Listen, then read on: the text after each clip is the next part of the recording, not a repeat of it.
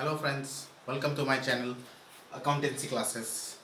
आज जो मैं टॉपिक शुरू करने जा रहा हूँ वो है नो पार्टनरशिप डीड। यानी कि मैंने पहले क्लास में भी आपको बताया था, मेरा जो पहला वीडियो सेकंड वीडियो था उसमें मैंने बताया था कि पार्टनरशिप डीड क्या होता है और उसके कुछ प्रोविजंस के बारे में आपको बताया था। अगर कोई एग्रीमेंट नहीं हो पार्टनर्स के बीच में तो क्या होता है, आपको याद होगा। तो अगर वो एग्रीमेंट उनके बीच में नहीं होता है तो किनको क्या सैलरी मिलेगा, किसको क्या नहीं मिलेगा, उसके बारे में कुछ लॉस थे। लॉस को मैं यहाँ पे छोटा सा लिख देता हूँ आपको। पहला था no interest on capital, no interest on drawings, no salary oblique commission, equal ratio, equal profit sharing ratio,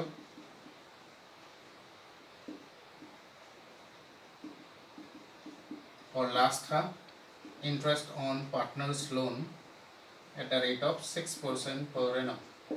ये क्लॉज थे। अगर एग्रीमेंट उनके उनके बीच में कोई एग्रीमेंट नहीं हो तो पार्टनरशिप इसको फॉलो करना चाहिए।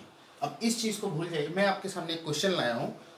ये है एक profit and loss appropriation account जिसमें एम अपना पार्टनर एन को ये profit and loss appropriation account बना के दिखाया है एंड ऑफ द ईयर, जिसमें उसने नेट प्रॉफिट दिखाया है, सैलरी दिखाया है। सैलरी देखिए एम का ज़्यादा है, एन का थोड़ा कम है 7,900।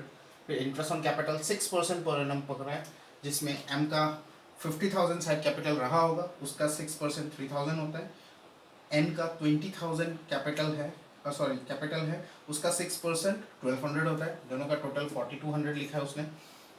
इंटरेस्ट ऑन एम्स लोन, शायद एम ने लोन दिया होगा जिसका इंटरेस्ट उसने 6% चार्ज किया है, जो कि होता है 1,200। उसके बाद प्रॉफिट को उसने 5:7 रेशियो में बांटा है।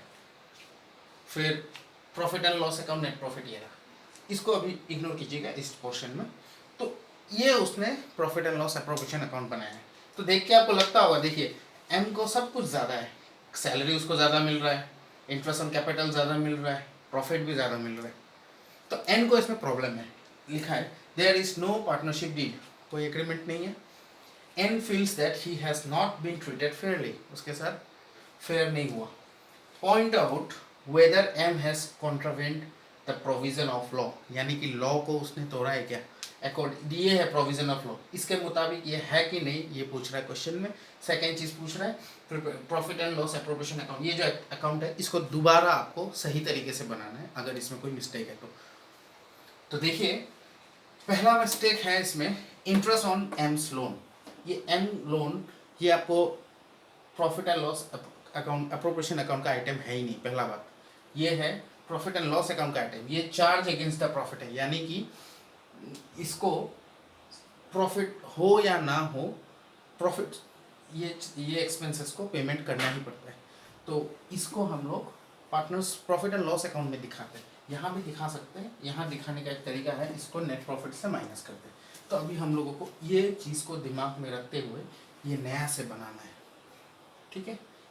तो ये हमारा क्वेश्चन है। तो मैं सॉल्यूशन इसी में आपको करके दिखा रहा हूँ, देखिएगा इसका सॉल्यूशन कैसे होगा।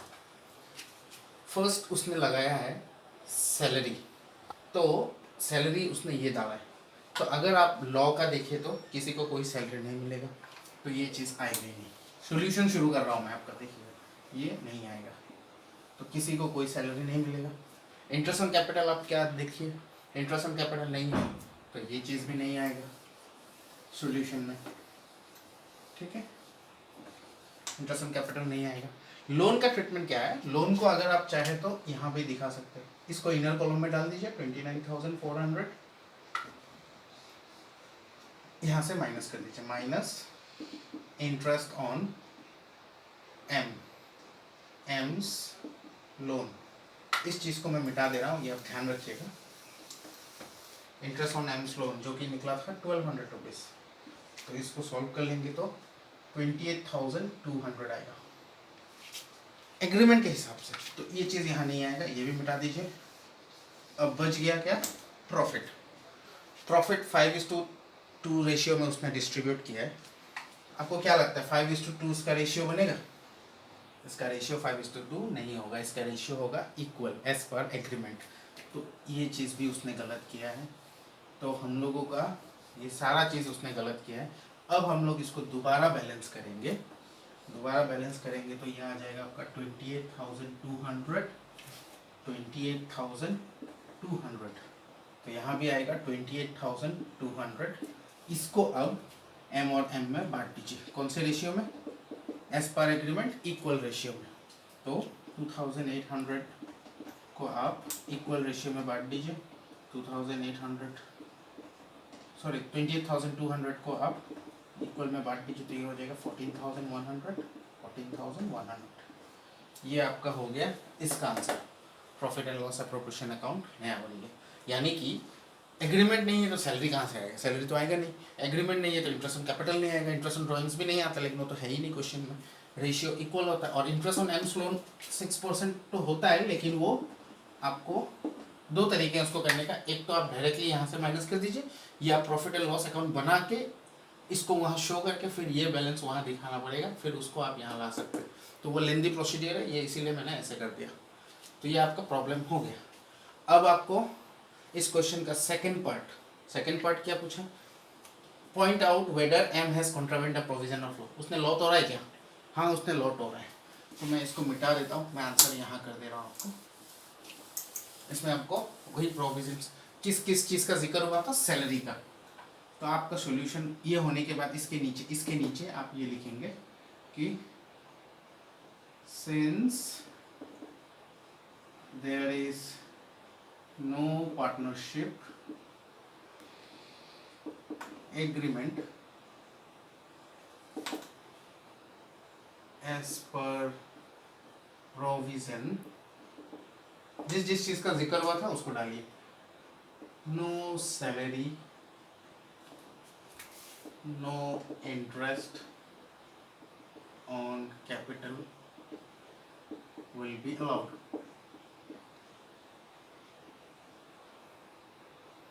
And interest on M's loan is charged at a rate of 6% per annum, and profit will be shared equally. That's it. Interest on drawings के बारे में मैंने मेंशन नहीं किया क्योंकि क्वेश्चन में भी मेंशन नहीं। जिन चीज़ों के बारे में क्वेश्चन में मेंशन किया गया उन चीज़ों को आप यहाँ डाल दीजिए एज पर प्रोविज़न। तो प्रोविज़न जो आपको दिमाग में होना चाहिए। तो ये अगर आप समझ गए हैं तो इसमें अच्छी बात है। अगर कुछ डाउट्स है तो आप कमेंट सेक्शन में मुझे कमेंट करके पूछ सकते हैं। वीडियो में बने रहिएगा। नेक्स्ट वीडियो में मैं फिर इसके आगे वाला टॉपिक कराऊँगा।